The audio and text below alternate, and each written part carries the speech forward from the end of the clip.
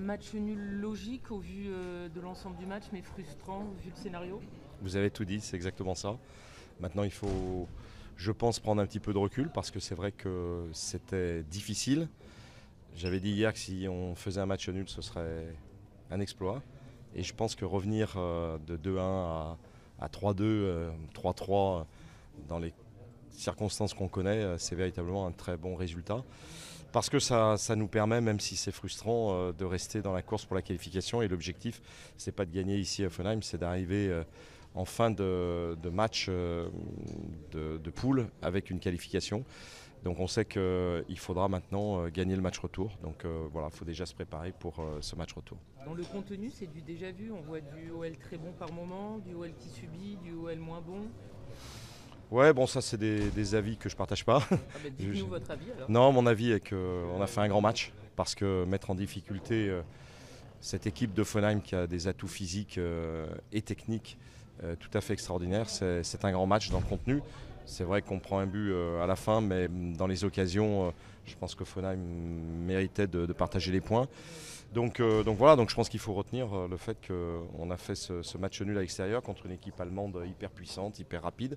Et donc c'est un résultat qui est très positif, y compris dans son contenu, parce qu'on a été capable de revenir d'un 2-1 contre nous à un 3-2. Bon, même si on n'a pas su garder le résultat sous une pression qui était forte, je pense qu'il y a beaucoup de très bonnes choses. Et en tout cas, moi, je suis satisfait de cette équipe. Ouais, bon, vous savez, on peut toujours analyser les choses avec... bon, c'est la passion du foot qui fait que chacun peut avoir son avis. Et bon, avec l'expérience que j'arrive à obtenir, c'était mon 217e match de Coupe d'Europe. Bon, je peux apporter un certain nombre de visions qui sont assez pragmatiques et réalistes. Non, on a fait un grand match.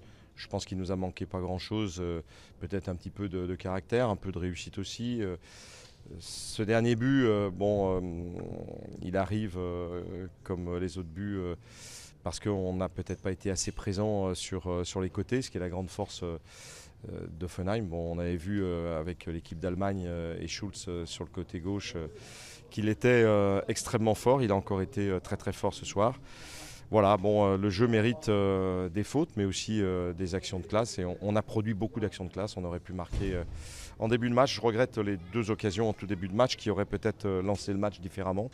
Voilà, mais ceci étant, on est dans un contexte où, sur le plan tactique, on a très bien su prendre cette équipe qui relance de derrière. On les a gênés beaucoup. On a été chercher le gardien qui joue comme un 11e joueur de champ, ce qui a amené le premier but. Donc le scénario qu'on avait imaginé, que le coach avait imaginé, s'est produit. Et pour moi, c'est une grande satisfaction parce que ça veut dire que sur la suite, on saura aussi faire ce qu'il faut pour pouvoir gagner le prochain match. Votre déclaration sur un match nul qui serait un exploit, c'était forcément une pique adressée à l'entraîneur allemand qui avait dit qu'il sentait qu'il allait vous battre?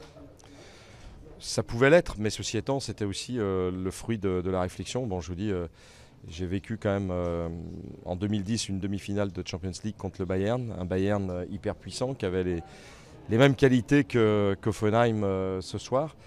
Et quand à l'extérieur en Champions League, vous faites match nul et que vous mettez en danger cette équipe d'Offenheim, tout à l'heure, Isaac Belfodil, que nous connaissons bien, est venu dans le vestiaire. Il nous a dit qu'ils avaient plus souffert ce soir que contre Manchester City.